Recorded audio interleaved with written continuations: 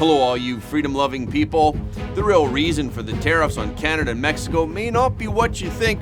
Is it because they are helping China in some way? And will DOGE finally audit the Fed? Okay, let's get into it.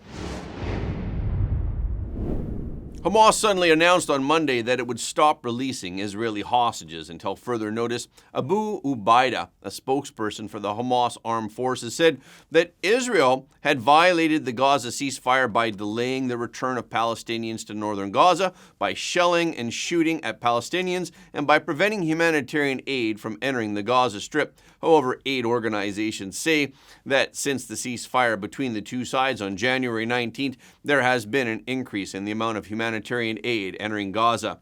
Since the ceasefire was signed, it has largely held despite some incidents. Hamas had planned to release more Israeli hostages on Saturday, but now it announced that it would postpone the next hostage release until after Israel had complied with the ceasefire agreement and made amends for its actions over the past few weeks.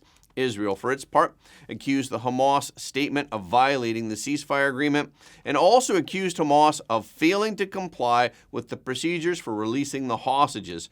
To date, under the first phase of the 42-day ceasefire agreement, Hamas has released 16 of the 33 hostages that it had planned to release to their families, as well as 5 Thai hostages in an unplanned release. In exchange, Israel released hundreds of Palestinian prisoners and detainees. Last Saturday, Hamas released 3 emaciated Israeli hostages. The world was shocked by the physical condition of the 3 hostages. The president himself said that the hostages reminded him of Holocaust survivors after World War II. Many Israelis speculated that Hamas was deeply hurt by the global response and made the switch. In response to Hamas's backtracking, President Trump spoke out. He demanded Hamas to release all of the hostages at once and not just a few as originally planned. Well, I would say this, and I'm going to let that because that's Israel's decision, but as far as I'm concerned, if all of the hostages aren't returned by Saturday at 12 o'clock, I think it's an appropriate time. I would say cancel it and all bets are off and let hell break out. I'd say they ought to be returned by 12 o'clock on Saturday, and if they're not returned, all of them, not in drips and drabs, not 2 and 1 and 3 and 4 and 2. Saturday at 12 o'clock, and after that, I would say all is going to break out. There are still 73 hostages in Gaza, 17 of whom are still scheduled to be released in the first phase, but not all of them are alive. Today, the Israeli military revealed that an elderly Israeli man whose name was on the list of hostages to be released is actually dead. The officials said that he was actually killed during the October 7th attack by Hamas and that his body was being held hostage in Gaza. The military said that the decision to confirm his death was based on the intelligence gathered in recent months. Also, another family of twin hostages received signs of life from the brothers. According to the original ceasefire agreement, dozens of people will continue to be imprisoned until phase 2. Now, President Trump demands that all hostages be released by this weekend. And Netanyahu also demanded the same thing, urging Hamas to release the hostages by February 15th. Otherwise, the ceasefire would no longer hold. Netanyahu said, if Hamas does not return our hostages by noon on Saturday, the Israel Defense Forces will resume intense fighting until Hamas is decisively defeated. I instructed the IDF last night to amass forces inside and around the Gaza Strip. This operation is underway as we speak and will be completed as soon as possible. After President Trump announced a 25% tariff on steel and aluminum imports into the U.S. on Monday, shares of Alcoa rose 6.3%, Century Aluminum gained 11%, Cleveland Cliffs surged 12%, and United States Steel jumped 15%. Steel and aluminum are key materials for a number of industries, including transportation, construction, and packaging. Here are the potential winners and losers of the tariff policy. Unsurprisingly, the U.S. is the biggest winner from this trade tariff. About a quarter of the steel used in the U.S. is imported, much of it coming from neighboring Mexico and Canada. or from Asian and European allies such as Japan, Korea, and Germany. According to U.S. government data, in 2024, the U.S. imported steel from 79 countries and aluminum from 89 countries, with a total import value of more than $49 billion. President Trump began imposing tariffs on steel and aluminum in his first term. In 2018, the Trump administration cited national security reasons for imposing a 25% tariff on steel and a 10% tariff on aluminum. In the first 5 months of his policy, the U.S. government collected more than $1.4 billion in tariff revenue, and investment in the U.S. steel and aluminum industry rose. For the past decade, U.S. steel imports have declined by 35%.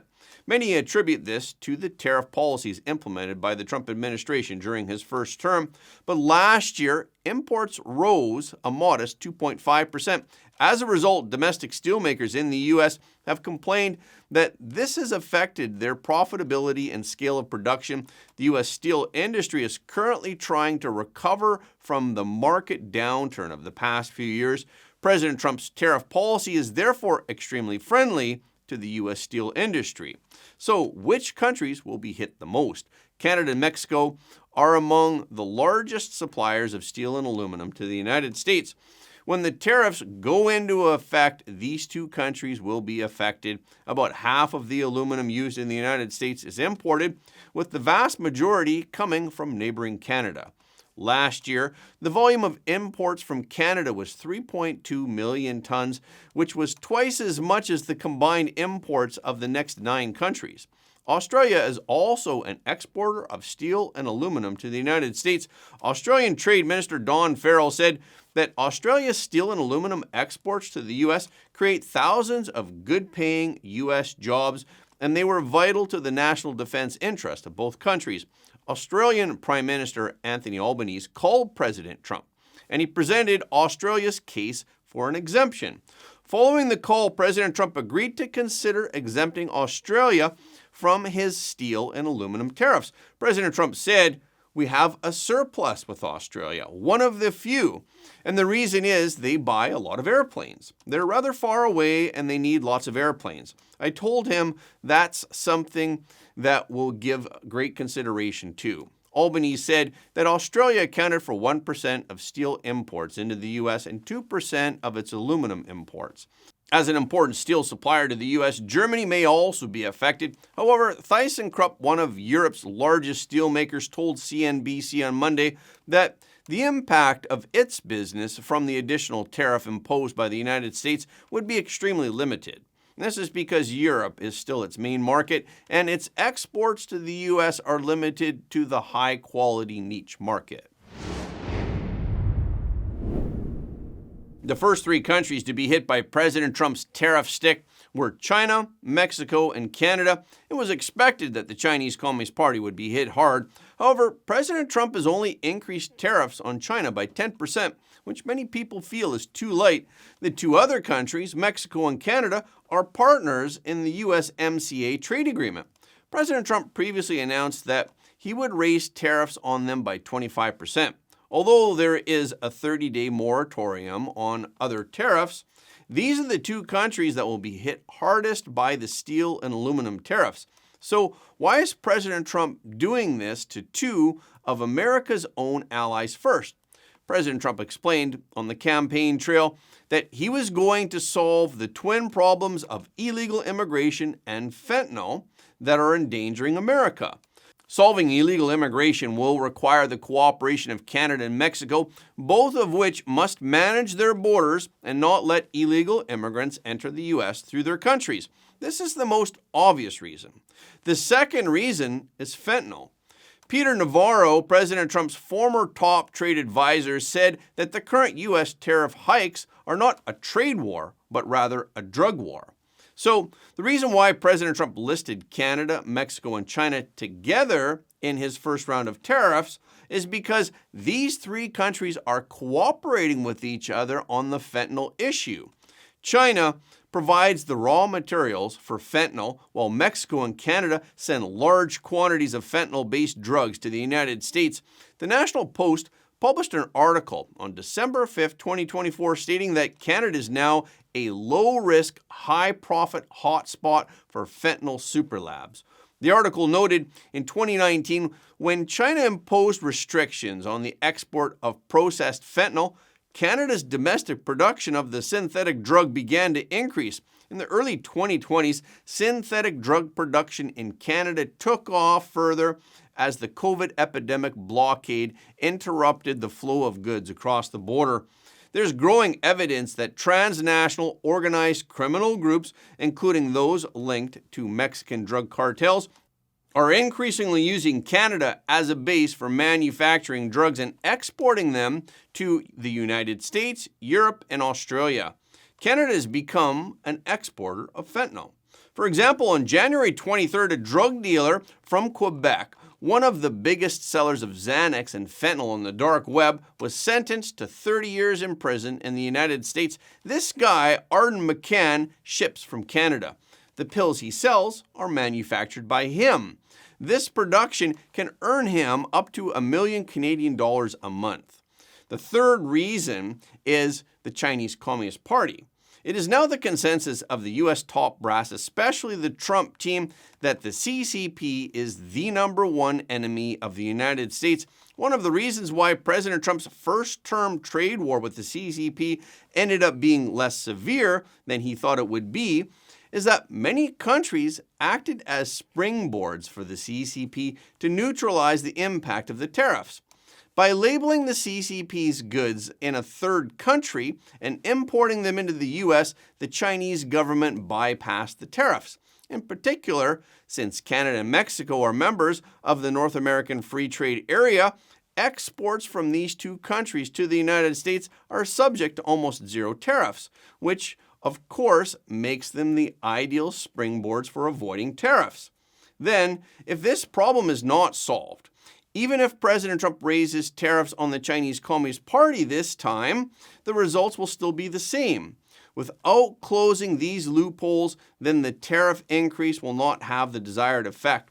This is also a strategy to besiege the Chinese Communist Party by cutting off its wings. Although Mexico and Canada are not as blatantly opposed to the United States as Iran and Russia are to the CCP in the face of interests, the government of these two countries have turned a blind eye and they have allowed the CCP to infringe on the interests of the United States while they themselves reap a little bit of toll money in the meantime. This is not the proper way to act for a real ally. So it's not surprising that they are being targeted by President Trump. On Monday, the Justice Department moved to drop federal charges against New York City Mayor Eric Adams. Emil Bove, the acting Deputy Attorney General, sent a memo to the acting U.S. Attorney for the Southern District of New York, the SDNY. Bove directed the SDNY to drop the federal case against Adams and dismiss it without prejudice as soon as is practicable. Bove said, "It cannot be ignored that Mayor Adams criticized the prior administration's immigration policies before the charges were filed, and the former U.S. Attorney's public actions created appearances of impropriety that implicate the concerns raised in the Attorney General's February 5, 2025 memorandum regarding restoring the integrity and credibility of the Department of Justice, as well as in the execution order entitled Ending the Weaponization of the Federal Government." Adams was recently indicted on charges including wire fraud, bribery, and conspiracy out of the SDNY.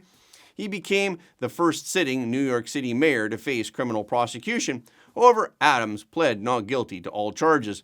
Previously, Adams suggested that he was charged after speaking out against the Biden administration's immigration policies. Never in my life have I had a problem that I did not see an ending to. I don't see an ending to this. I don't see an ending to this.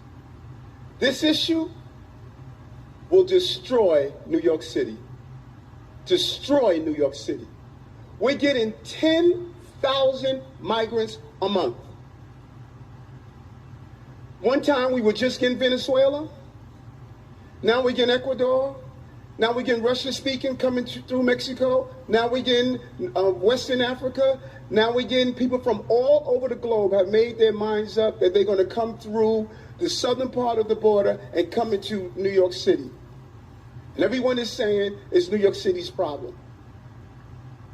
Every community in this city is going to be impacted. We got a $12 billion deficit that we're going to have to cut. Every service in this city is going to be impacted. All of us. And so I say to you, as I turn it over to you, this is some of the most educated, some of the most knowledgeable, probably more of my commissioners and deputy commissioners and chiefs live in this community.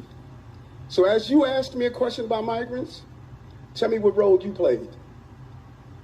How many of you organized to stop what they're doing to us?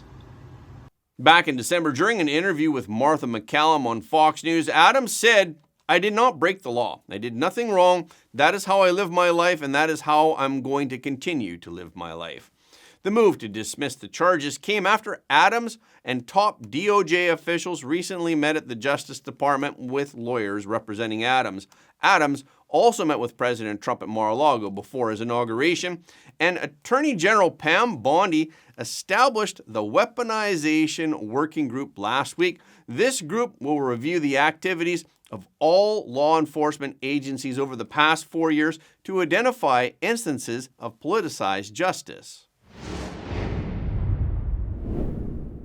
Recently, Elon Musk signaled that the Federal Reserve could face scrutiny as the Department of Government Efficiency, or DOGE, continues to audit federal agencies and spending. Over the weekend, Musk responded on X to a post by a user who suggested that the central bank isn't above scrutiny from DOGE. Musk wrote, "All aspects of the government must be fully transparent and accountable to the people, no exceptions, including, if not especially, the Federal Reserve." Musk has long been a critic of the central bank and has called out its decisions on monetary policy.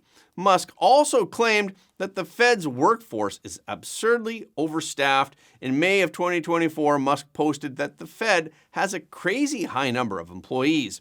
Also last summer, Musk said that the Fed was too slow in cutting interest rates. He wrote on X in August that the Fed needs to drop rates, and it was foolish not to have done so earlier. Last month, Fed Chair Jerome Powell was asked about Musk's recent claim about the central bank at a press conference. Powell responded, "We run a very careful budget process where we're fully aware. We owe that to the public, and we believe we do that." But after Charlie Kirk suggested on X that Powell should be replaced by Ron Paul, Musk responded by writing, "Great idea. Ron Paul would make a great next chairman of the Federal Reserve. No other institution in American life has so eroded the purchasing power of working Americans as the Fed." And as a longtime critic and skeptic, Ron Paul would be a living and breathing forcing function to bring reform and accountability. And that's a wrap for this episode. Thank you so much for your support of Front Page. Please remember that every like, comment, and share helps more people to see the truth. If you haven't already, please subscribe. And if you have already subscribed, we thank you, but please double check to make sure that you're still subscribed, because some of our audience have reported that they're somehow unsubscribed without their knowledge. We've also heard that some of you don't get notifications of our videos anymore on YouTube. So when you do subscribe on YouTube, please make sure to tap the notification bell as well. Okay, this is our show for today. Thank you so much for tuning in. If you like what you heard today, please don't forget to like this video and share it with your friends and family, because everybody deserves to know the truth.